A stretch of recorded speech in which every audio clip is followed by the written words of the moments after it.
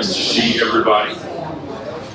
Appreciate the shushing too. So I wasn't here last week. I got stuck coming back from a 6-day vacation that accidentally turned into a 7-day vacation, thanks to a plain mechanical problem, not a TSA issue. Very refreshing. The classic delay. And when I came back, I experienced the green wave that we're all experiencing, which is the oncoming of spring, which starts from the south and advances to the north. And I landed in Miami, and it was bright and lush green and looked like, you know, May or June here. And then I came back after a week and landed in Savannah, and the flight in, I could see some prescribed fires happening around the landscape, and then there was a lot of just lush and soft green going on. So that's that green wave here, and of course if you flew to Maine right now, you wouldn't see any of that, but give it another 6 weeks or so. And so things had transformed in a week. The oak leaves are coming out, and the oaks are blooming. When I spoke to you 2 weeks ago, I talked about pine pollen, which has cleared out of the way for the most part. We're now getting oak pollen, which is, I guess, great. We've seen the buckeyes leafing out and now in full bloom. If you haven't seen those in full bloom, go by the Nature Center, between the Nature Center and the real estate office. Sugarberry is leafed out. I saw Jack in the Pulpit blooming today. And it was along the Gillespie Trail, which there'll be some news on that shortly. But that's a very obvious thing. You look around, you see the green wave happening. Wildlife are paying attention to this. But there's also a more subtle aspect of it. So when you look out on the salt marsh, you still see the brown winter spartina, that standing dead stems and leaves from last year. But if you look carefully, the bottom third or the bottom half, depending on where you're looking, is this year's growth that started coming in. The roots are alive. It's a perennial plant that's been dormant over the winter. It's come back alive, and within a few weeks, it's going to be as tall as last year's growth, and we get this green flush. The green flush is happening now. You just can't see it because we're practicing leave the leaves, right? We're leaving the stems out there. And the next thing we know, the stems are going to be breaking loose and floating around and being all over the wetlands out here, the salt marsh, and then even out on the rack line on the front beaches is going to be spartina stems and leaves. And then we've got this ecosystem that's fed by detritus. We have an ecosystem where it's microorganisms eating decaying plants, and that means we've got an ecosystem that's going to be dominated by phytoplankton and detritivores, and there is the big green wave happening underwater. The phytoplankton can double in abundance daily in the peak of the green wave. So the water color will be changing, and at a microscopic level, it's an utter transformation. And so if you think about all of the greening up that's happening out here around us, on the terrestrial section, that's just a fragment of what's happening underneath the water there. It's just harder for us to notice it. So, enjoy the spring. All right, we have a great speaker for us tonight, and to introduce her, it's my pleasure to turn it over to Charles Kalmbach. Charles.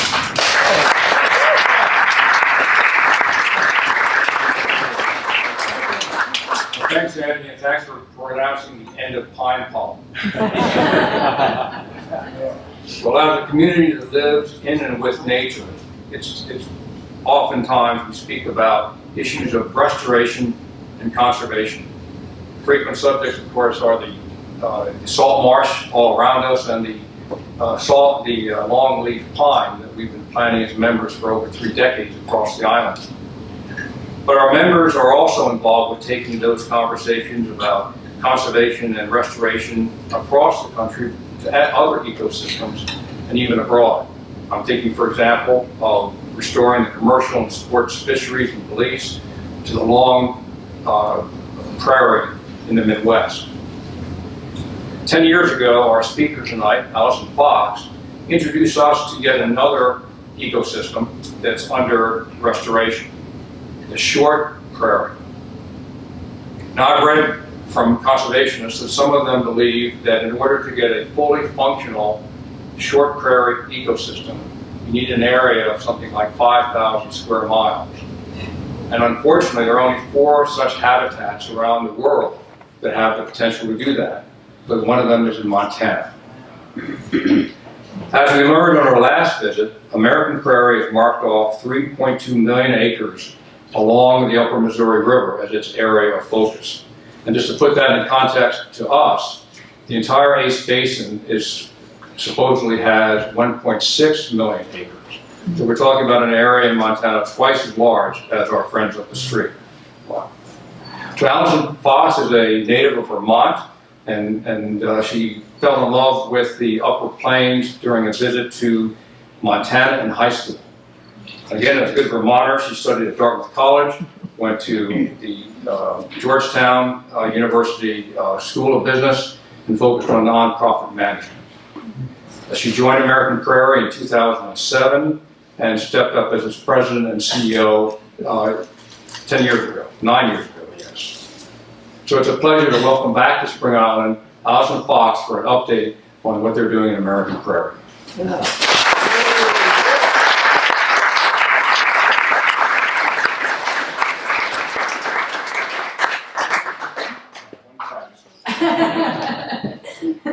That's okay. Well, good evening. Thank you to Charles and Susan for having us here, for inviting us back, for supporting the work of American Prairie, and for loving the prairies. I'm here with my colleague, Sharice Evans, who's here from Washington, D.C. and has been on the American Prairie team for nearly 2 years now. I also want to thank the Spring Island Trust for inviting me back, and for Patricia and Randall for a wonderful tour today. We got all over the island, and I have not seen an alligator yet, but I saw some incredible bird life in the controlled burns and a lot of things that inspired me.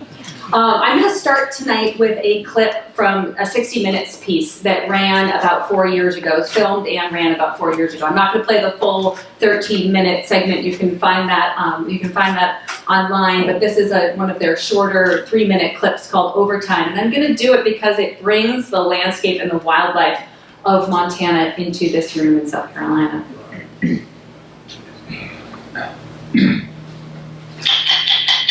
60 Minutes Overtime. Grasslands were once truly filled with wildlife. This area was America's Serengeti. This week on 60 Minutes, we visit the American Prairie to tell the story of an audacious project that aims to create the largest nature reserve in the lower 48 states, totaling more than 3 million acres. Allison Fox is the CEO of the nonprofit American Prairie. The overall goal was about 5,000 square miles, 3.2 million acres of intact grasslands. Comparable to the size of the state of Connecticut, and also comparable to Glacier and Yellowstone National Parks combined. That's big. It is big. Now, we were talking about comparing this to the size of national parks. Why not just have Congress designate this as a national grassland park? Yeah, that's a good question. As a nation, we are not setting aside big tracts of land anymore for national parks. And we believe that a private entity, a nonprofit entity, owning a chunk of land, working with the other public, there aren't paved roads, and any infrastructure that we build, any visitor use we invite, we want to balance that with the needs of wildlife and the ecosystem so that we're not loving a place to death. It is definitely American Prairie's goal to have tens of thousands of buffalo eventually roaming this landscape. And Daniel Kinka, who's a senior wildlife biologist at American Prairie, has really studied their impact on the land and their impact on other forms of wildlife in the American Prairie Reserve. Rewilding American Prairie is about bringing the subject matter of the prairie back into focus. That's bison and its other large wildlife and its insects and its amphibians and its birds. And a lot of that's gone right now. When I was growing up, we all heard that the bison were extinct, or going extinct. But what I hear you talking about, at least the past and the future you hope for, is one of abundance. Bison are what we call an ecosystem engineer. It means they basically build habitat for other species. There's hundreds of species that rely on the work that bison do as an ecological actor for their own survival. What species do you hope will come back? How long you got? Bison, beaver, and prairie dogs are incredibly important species to the ecosystem. Wolves and grizzly bears are absent. Those are another kind of keystone species that we think about. The goal is for full functionality of the ecosystem. So yes, predator and prey relationships back, streams fully restored, fire restored as part of a natural process on the landscape. Yes, to have the ecosystem function fully as it once did. That's awesome.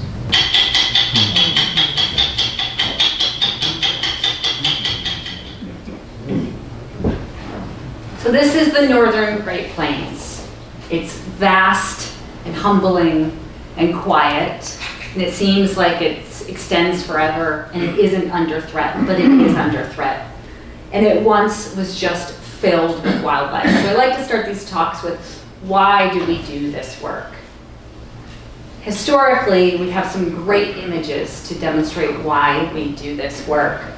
Starting about 200 years ago, explorers and artists came up the upper Missouri River, and they documented scenes like this. Meriwether Lewis and William Clark along this stretch of the upper Missouri River saw grizzly bears and wolves every single day. They described immense herds of buffalo, elk, deer, and antelopes feeding in one common and boundless pasture. The American painter George Catlin even called for the establishment of a nation's park. He wrote about being lifted up on a pair of imaginary wings and seeing almost boundless plains below him, and called for a park for man and beast. This is the cowboy painter Charlie Russell, and this painting is called When the Land Belonged to God. So we know from the record from the early 1800s what this place was like. Of course, we know from our indigenous neighbors, from oral traditions, in the millennia that they lived alongside these animals, what these Great Plains were like as well. This audience understands this well. We do this work as well because the wildlife ranges of so many species have collapsed. This image shows the historic range of grizzly bears there in green, and then the current range of grizzly bears.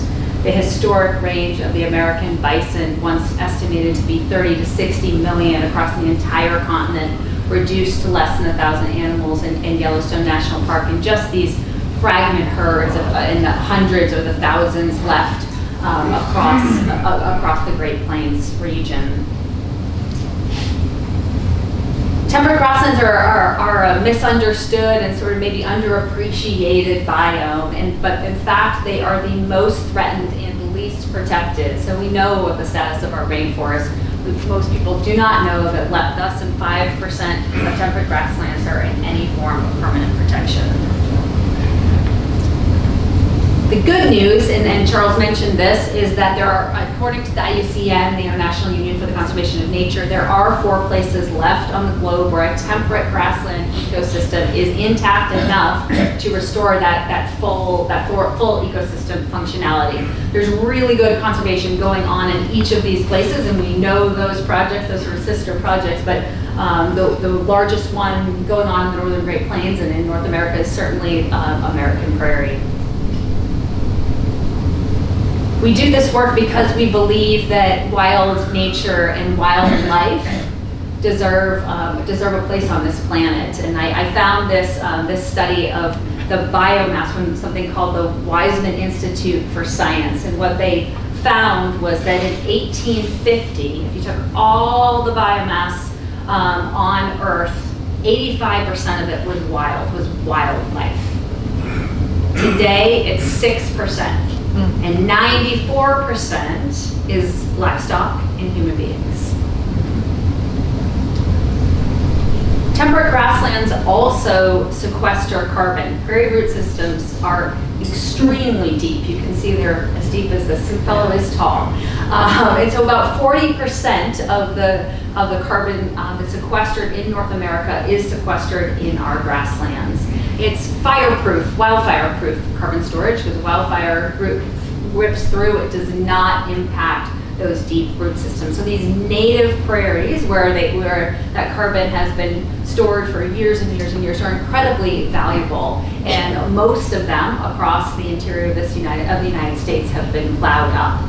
So the biggest threat to this region is in fact the plow. That's still happening. An area twice the size of New York City in one recent year was plowed up in the northern Great Plains. So American Prairie is racing the plow to a certain extent. As land becomes available, when we purchase it, we can ensure that it will never be plowed.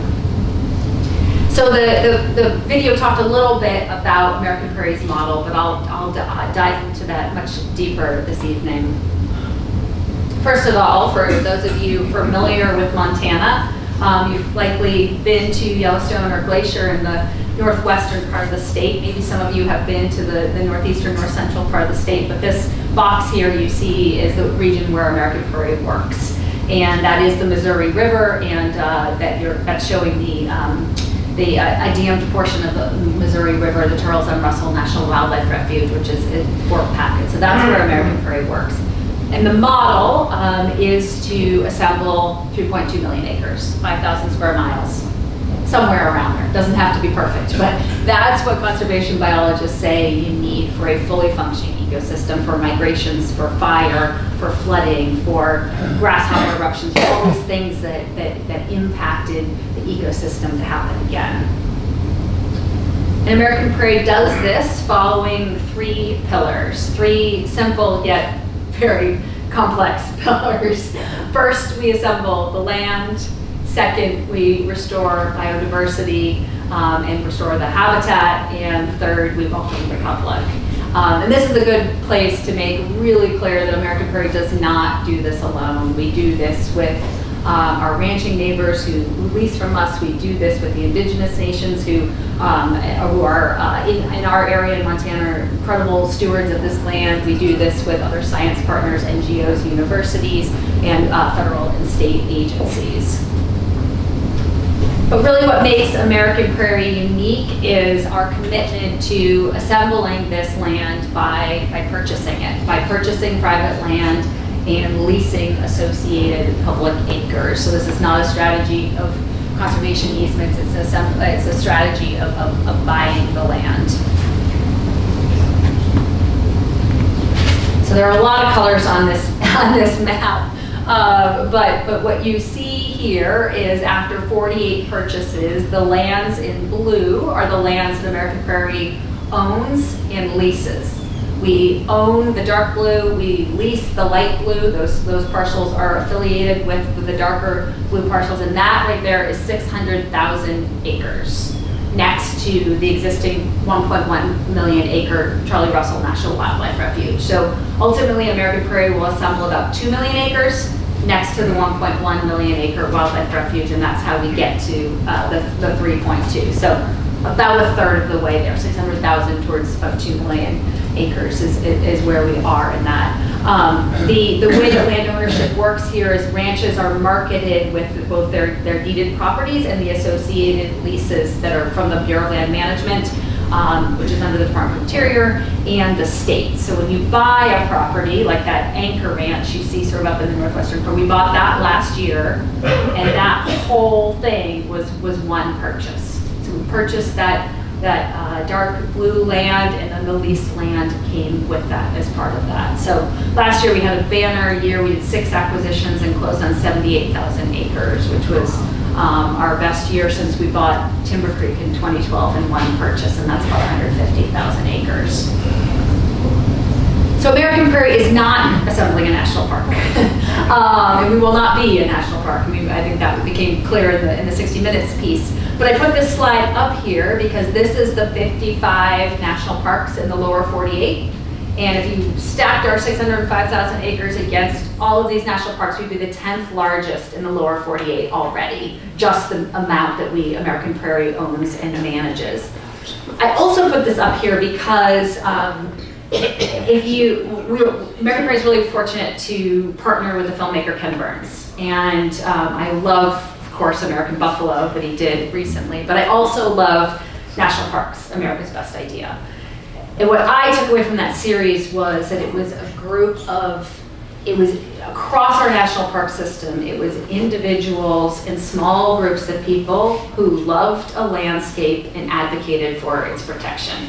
They were philanthropists, they were entrepreneurs, they were scientists, they were community members, some were wealthy, some were not, but they loved a landscape, and whether that's the Rockefellers with Grand Teton National Park, or a National Forest supervisor named J.W. Humphrey, who advocated for Bryce Canyon National Park in southern Utah. It was these stories of these dedicated individuals who loved a landscape and made it something that is now a treasure in this country and certainly open to the public. So that's the tradition the American Prairie would love to see ourselves following in. Once we assemble the land, and as we assemble the land, we immediately start to restore it and to restore the biodiversities, make it so that all the species that once called this place home can come back, and those natural ecological processes are happening again. The film touched on bison. American Prairie started a bison herd with 16 animals in 2005, a year after we purchased our first property. I was not part of the organization then. It was brave, intrepid founders who bought a property and immediately started a bison herd. They got 16 animals from Wind Cave National Park. And we now manage nearly 1,000 animals on 2 different units.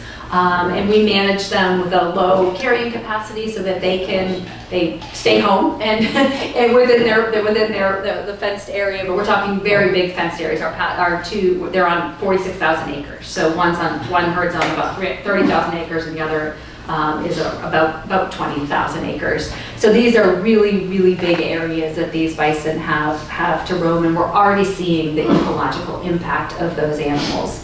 Another really important part of our bison conservation, though, is supporting other bison conservation efforts around the world, around the country.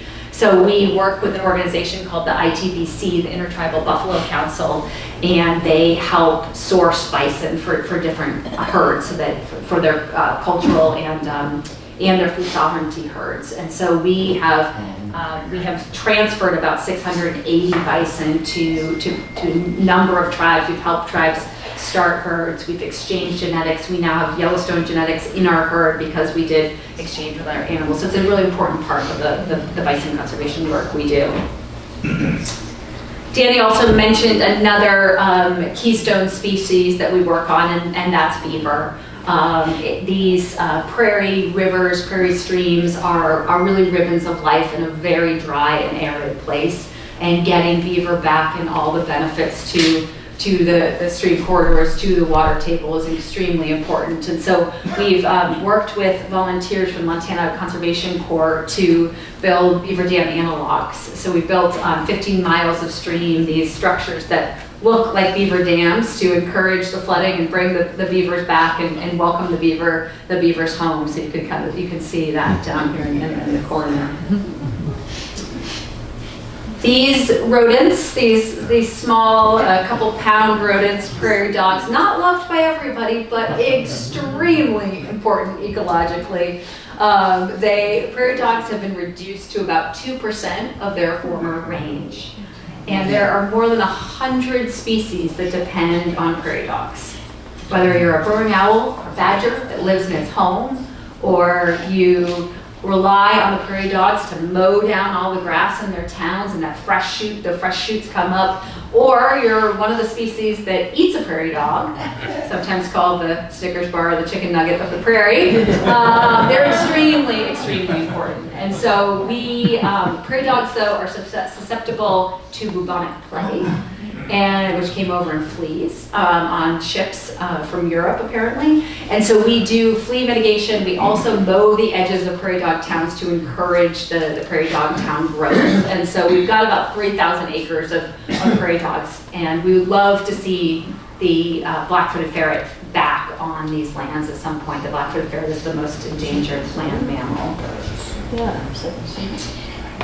We also do a lot of landscape work. I mentioned streams, but one of the biggest impediments to wildlife movement, of course, is fencing. And there are thousands of miles of fence, some of it completely obsolete and needs to be taken out. Some of it needs to be converted to wildlife friendly. And so these guys, the pronghorn antelope, are the fastest land mammal in North America, and they can't jump over fences because the bone structure of their legs is too delicate, so they have to go under. So that's why we do fence conversions and put a smooth wire and lift that wire up. And we've done about 200 miles. Obviously, we've got hundreds of miles left of fence conversions to open up the landscape. We also just remove a lot of junk from the prairie, a lot of cars and old homes and stuff that is just not needed. And so we have a colleague who tracks his tonnage, and it's like 500,000 pounds he's removed from the prairie.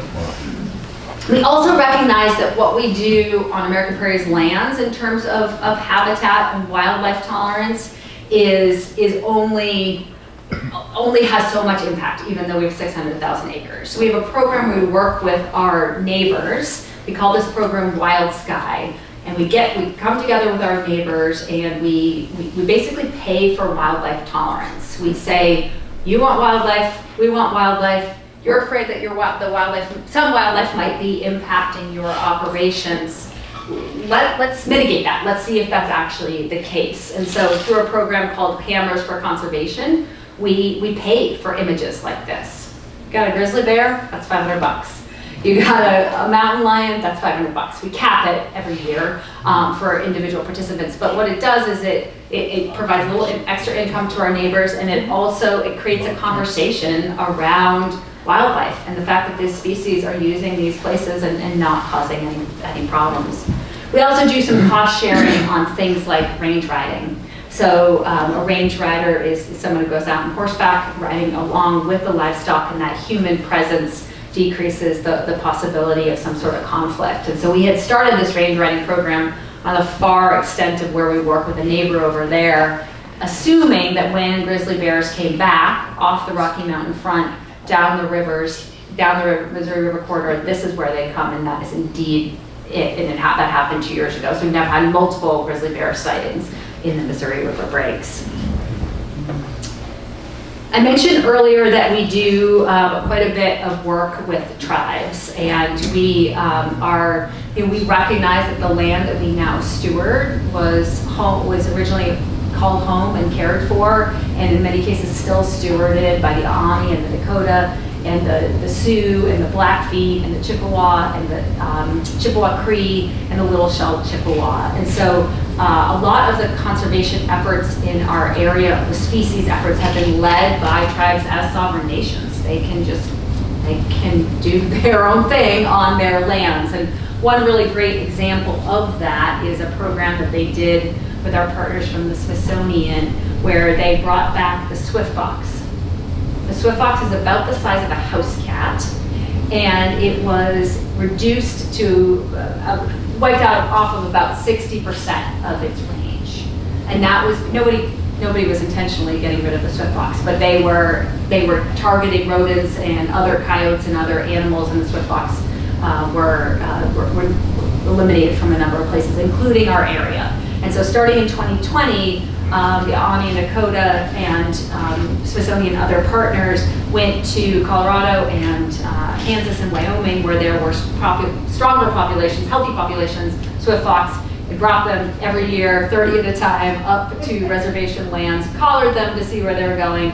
And you can see here, those GPS collars show the extent of where those collared animals went. And we've found dens, and there are kits on the prairie, and the Ani Dakota College students are out there tracking these dens and monitoring these populations. So this has been a really great success story.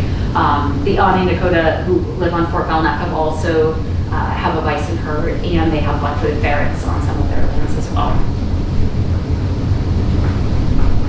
I mentioned Smithsonian. Smithsonian's National Zoo and Conservation Biology Institute is our main science partner.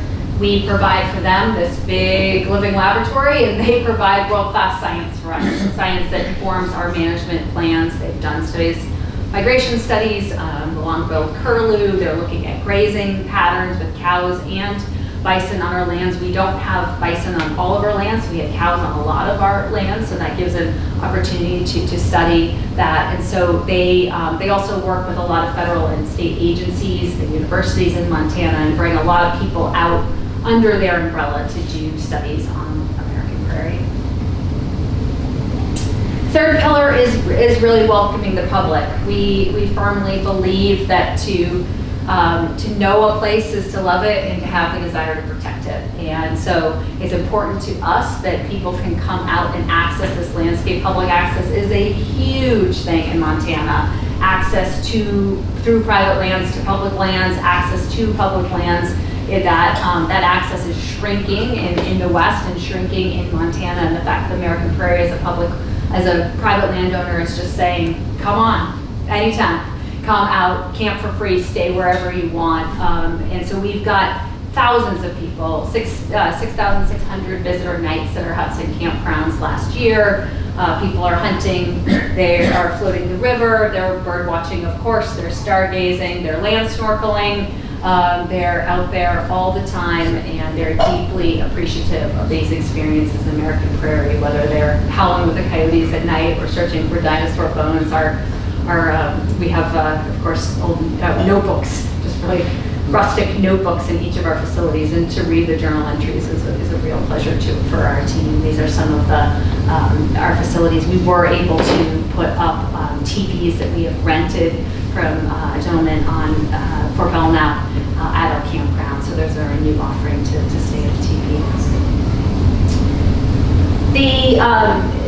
The centerpiece, I would say, of our public outreach is a place in Lewistown, Montana, which is the dead center of the state. We call it our National Discovery Center. We bought in 2018 this building right on Main Street, 120-year-old stone building, and took a couple of years to raise the money and renovate it. And it's where our education programming takes place. It's where talks like this can take place. And there's a children's area. We have staff based there. We have a theater, and it's just been a fantastic way for people to kick off their visit to American Prairie. But also, it's a gem on Main Street. And large-scale conservation is not without controversy, and we can talk about that. But having our investment in Main Street has been noticed and appreciated for sure. So, in conclusion, the land where American Prairie works is for sale. It's been increasingly for sale. It's a willing buyer, willing seller model. That's how we've acquired those 48 properties. The land is intact. It's been well stewarded, and so over 25 years, we've had this opportunity to build a strong organization. We're about 50 staff. We have a national board of directors, a strong balance sheet, local and national partners, and we really feel like the next couple of decades are where we prove that we can truly grow to ecosystem scale. It's been so much fun for me to be here. I was in Belize with my family last week on spring break, and of course the biodiversity there is amazing, and seeing how those reefs are stewarded by local people. I was also reading this book called Place of Tides, which I highly recommend, about duck women in Norway who take care of the eider ducks. And so that had me thinking about stewardship of place as well. And then to come here, it's been this like a very immersive experience in these different landscapes. And we need conservation of all sizes everywhere right now, for sure. And I think you will like this quote. This is from Tom Olwiff, who was a program manager at the National Park Service. Audacious acts of conservation. We need to do more of them every chance we get. Take on things that take a long time, face a great deal of opposition, but have ripple effects. We simply need wild country available to us. It reminds us of our sanity. We need geographies of hope. And that's what we hope we're doing at American Prairie, is creating that geography of hope. So, in closing, we would love for you to be involved. Come visit us. Learn more, spread the word, volunteer, plan your trip to Montana. I'm really happy to be here and happy to take any questions you might have.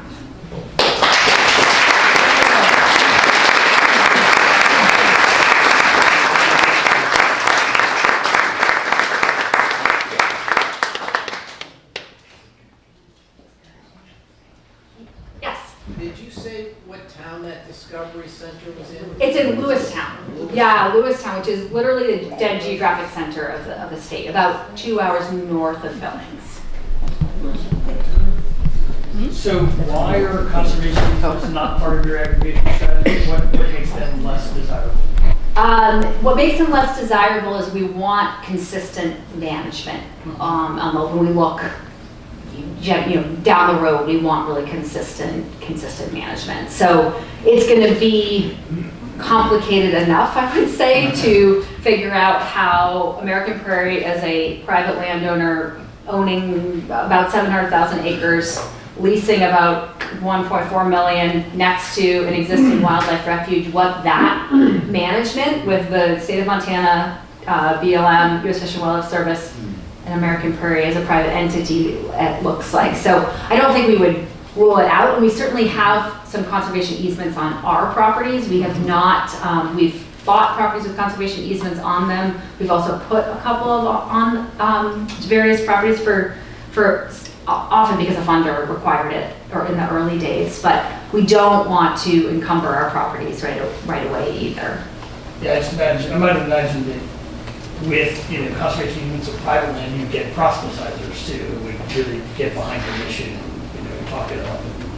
Yeah, certainly. And there are increasingly more conservation easements in this part of the state.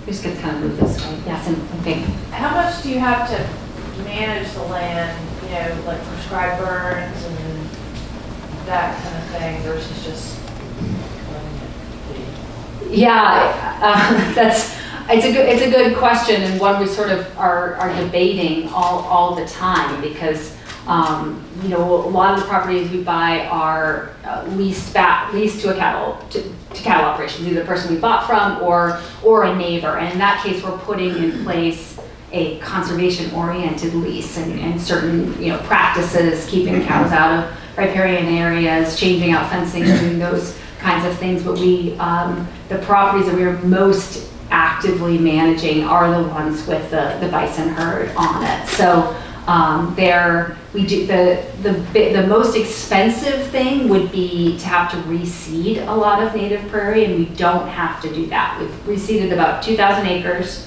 We did buy a property that's 8,000 acres that needs to be reseeded, and we have another 500 acres that is leased out that we need to reseed. But in the scope of owning 169,000 acres, that's not a lot. So some stuff is more passive, sort of passive management, just better grazing practices. But we certainly could do more intensive management, and it's just a matter of where we put the resources. Yes. Can you explain why the beaver is such a keystone species? I don't quite understand that.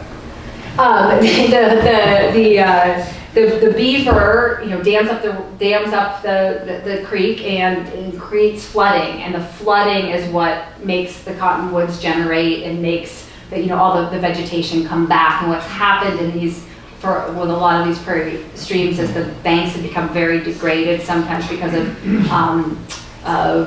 grazing practices. Sometimes the water has been completely diverted from the creek, and so you've lost the meandering of the creek. You've lost that really rich riparian corridor and all that vegetation.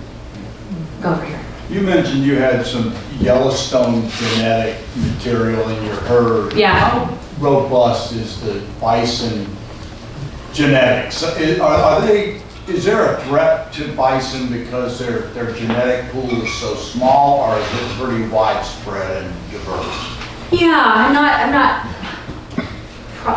I'll tell you what I know. There are 5 major strands of, so the bison went from tens of millions down to 1,000, and the way that they were conserved by individuals, mostly in different places, there are 5 strands. There have been new tests that show that almost all bison have some cattle integration. So there is some, but it doesn't impact the physiology of the animal. So I don't think it's not, you want to grow a herd to at least 400 animals.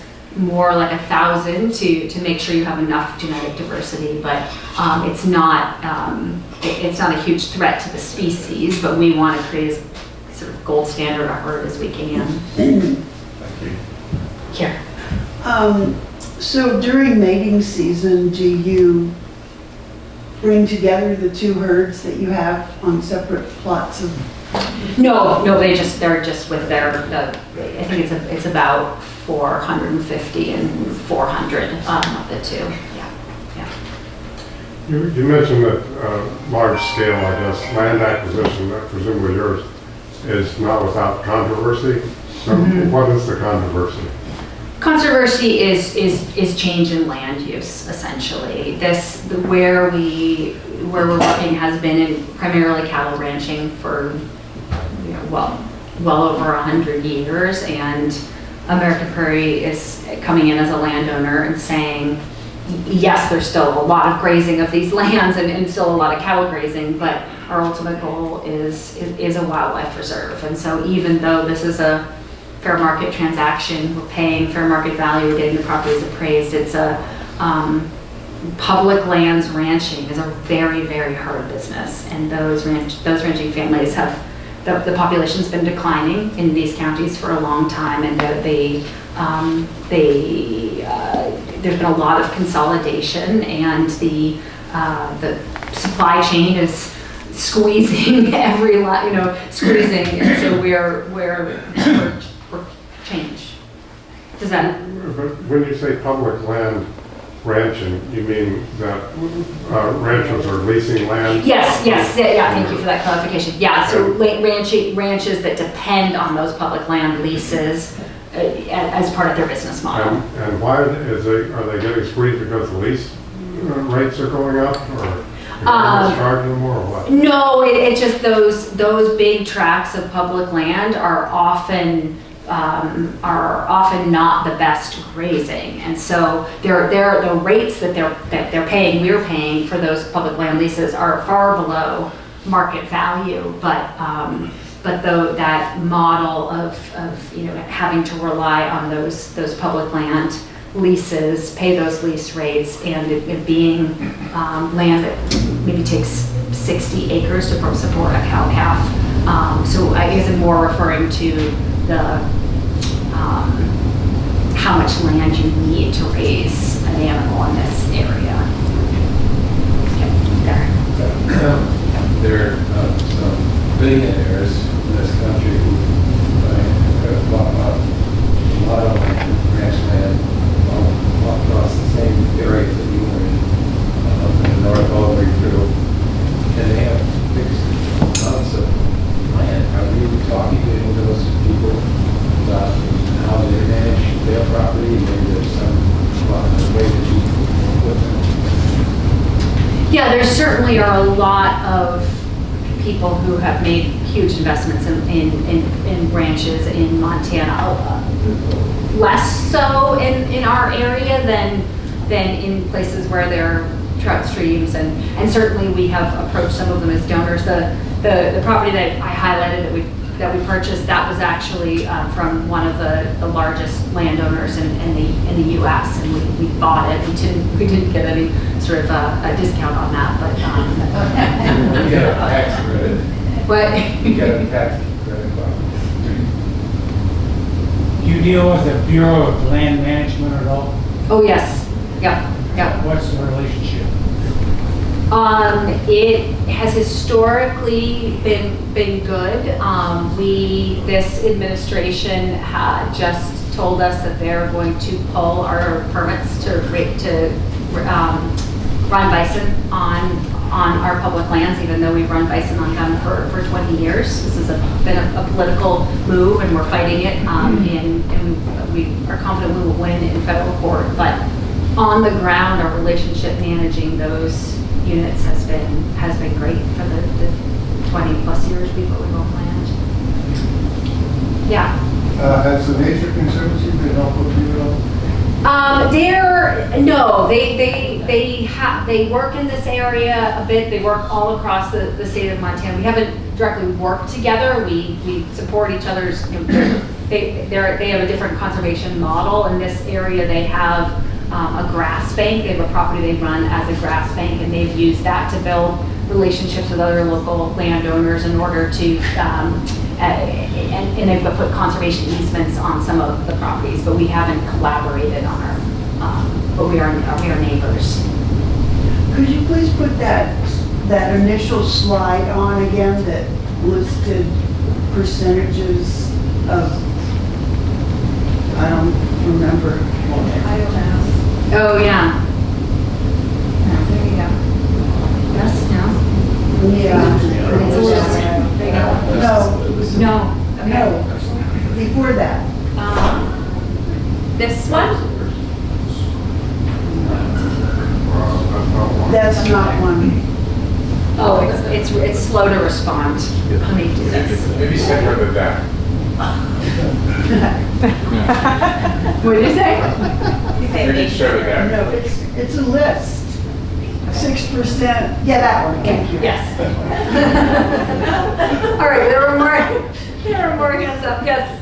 Do you ever consider, or are you considering using carbon credits, given the carbon sequestration of gas? We have, the question was whether we've considered using carbon credits. Putting carbon project. Yeah, yeah. Really? We have explored it, and we haven't explored it recently, but we haven't found a model that really works. The monitoring costs, the size of the plots, it just yeah. And I think we also have no intention of ever plowing it. So. But that's a benefit. Yeah, that is a benefit, for Because sure, you have that right, 100 yes, year yeah. easement to We haven't found the right kind of partner.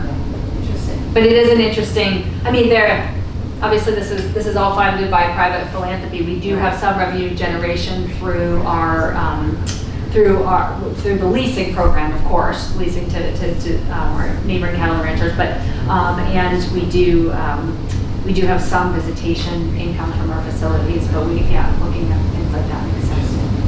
Here and here. Can you talk a little bit more about the relationship with the state government and the federal government? Is there sort of a shared priority, or is there conflict between what you're doing and other policy priorities? Yeah. I touched on the BLM. The U.S. Fish and Wildlife Service, we have a really good relationship. We are neighbors, as you can see on many of our properties. They have similar wildlife management goals. The state is a little more complicated, and it's political right now. We work with the state in a lot of really productive ways. We actually donated 100 acres to the state to create the 67th State Park in Montana.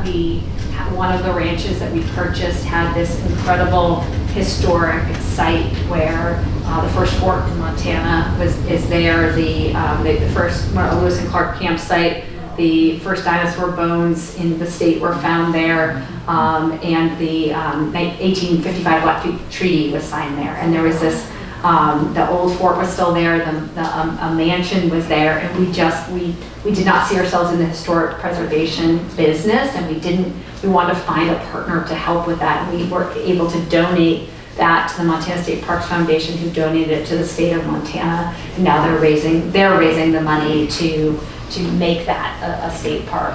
We also, Montana has a program called block management, where as a private landowner, you can roll your property in for public hunting. And we're one of the biggest enrollees in block management. So those are some examples of where the relationship with the state is going well. The state, the governor's office is not, current administration is not friendly to bison, and they have challenged our bison grazing leases. Why is that? They've also sued Yellowstone over their management plan. They're just not, they're not supportive of bison. So I think, we're just trying to go right down the middle And we are caught up in some of these political things now, and we're really trying to look years and decades down the road, and because we do rely on good relationships with the federal and state governments in the long run. Yeah. First of all, it's so nice to see you here. I remember this piece on 60 Minutes and thinking, one, she's brilliant, two, she's tenacious as hell. The full 60 Minutes piece does get into the tension Yes, with yeah, it does. cattle ranchers. And I'm just wondering, over sort of period of time that you all have been doing what you're doing, are you finding it, incrementally easier to have conversations with landowners about purchasing, or incrementally harder, or is it just constant push-pull? It's sort of constant push-pull, and it's such a personal decision. And so I thought you were going to ask, is the tension easing? And I would say it actually kind of goes in waves. Like when we buy a lot of property, then we see more public pushback when the state government is not supportive of us. We see more public pushback. On the ground, we have great relationships with our neighbors. On the ground, we are committed to being a good neighbor. We have dozens of colleagues who live in these gateway communities, live on our properties. And I think in terms of a landowner's decision to sell has more to do with sort of personal circumstances, family circumstances. I think there is some community pressure in some cases not to sell, but in some landowners have sold to us because they like what our ultimate vision is, or because they have a friend who had a really good experience with us as a fair buyer and leased back to us for a number of years. So all sort of some of them are out-of-state landowners whose family had the property, or they bought it as a hunting property and now they want to own something in New Mexico instead. So all of those sort of stories are different, I would say.